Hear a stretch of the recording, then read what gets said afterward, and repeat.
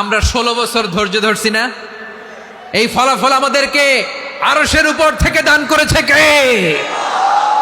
বিপদ আসবে, জুলুম আসবে, একটু ধৈর্য ধারণ করবেন, ফলাফল পেয়ে যাবেন। ঠিক কিনা বলেন? ধৈর্য এমন একটা গাছ যে গাছের চারিদিকে কাটা, কিন্তু এই গাছের ফল বড় মিষ্টি, সুমিষ্ট। ধৈর্য যদি ধরতে পারেন, এর ফলাফল দিব কে? আমাদেরকে গালি দেয় রাজাকার বলে। হ্যাঁ, রাজাকার শব্দটা তো এখন একটা অ্যাওয়ার্ড হয়ে গেছে, অ্যাওয়ার্ড। হ্যাঁ, রাজাকার রাজাকার গালি দেওয়ার দিন শেষ। হ্যাঁ, কি দিন আসলো? সুবহানাল্লাহ কইবেন না? আল্লাহ তো আমাদেরকে দেখাইছে। রাজাকার শব্দটা এখন একটা অ্যাওয়ার্ড হয়ে গেছে। সুবহানাল্লাহ, সুবহানাল্লাহ। পরিস্থিতি পাল্টে দিতে আল্লাহর সময় লাগে না, চিল্লায় বলেন ঠিক কিনা? আমাদেরকে বলে মৌলবাদী। এজন্য রব্বুল আলামিন বলেন, ওয়াসবির আলা মা ইয়াকুলুনা ওয়াহজুরহুম হাজরান জামিলা।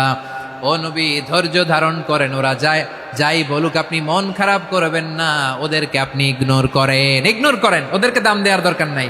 ধৈর্যই আমাদের শক্তি, ধৈর্যই আমাদের সম্বল। ঠিক কিনা? আমার প্রিয় ময়মনসিংহবাসী, ধৈর্য এমন একটা গাছ। আমার দিকে তাকান, খেয়াল করে শুনেন, জরুরি কথা। ধৈর্য এটা এমন একটা গাছ যেই গাছের চারিদিকে কাটা, কিন্তু এই গাছের ফলটা বড় মিষ্টি।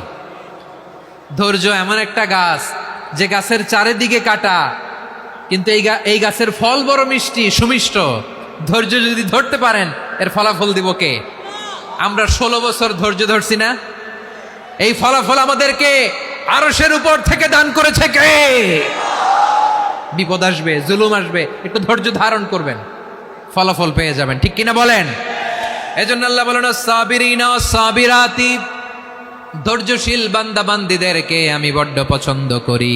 ওয়ালা নাবলুওয়ান্নাকুম বিশাইইম মিনাল খাউফি ওয়াল জু'i ওয়া নাকসিম মিনাল আমওয়ালি ওয়াল আনফুসি ওয়াস সামারাত ওয়া বাশশিরিস সাবিরিন।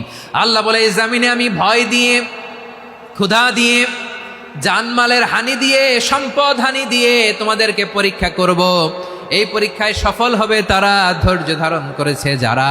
ইন্নাল্লাহা মা'আস সাবিরিন, ধৈর্য ধারণকারীদের সাথে আল্লাহ আছে রাডাই।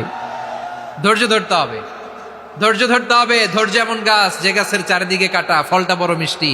বিশ্বনবী বলেন, আজাবান লি আমরিল মুমিন আন্না আমরাহু কুল্লাহু লাহু খাইর ওয়া লাইসা যালিকা ইল্লা লিল মুমিন ফাইন আসাবাতহু সাররাউ শাকারা ফাকানা খাইরাল্লাহ ওয়া ইন আসাবাতহু দাররাউ সাবারা ফাকানা খাইরাল্লাহ।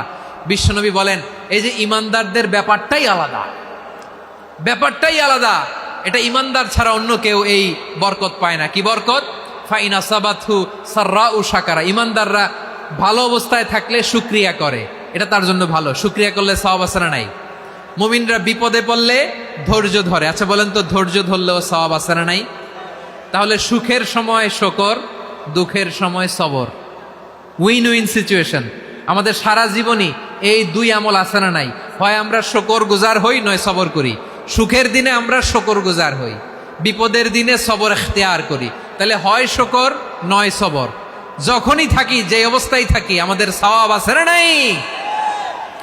আবার আল্লাহর নবী আল্লাহর কাছে দোয়া করতেন, আল্লাহুম্মা জাআলনি শাকুরা ওয়া জাআলনি সাবুরা ওয়া জাআলনি ফি আইনি সাগীরা ওয়া ফি আ'য়ুনিন নাসি কাবীরা।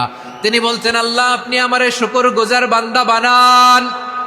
ও আল্লাহ, আপনি আমারে ধৈর্যশীল বান্দা বানান।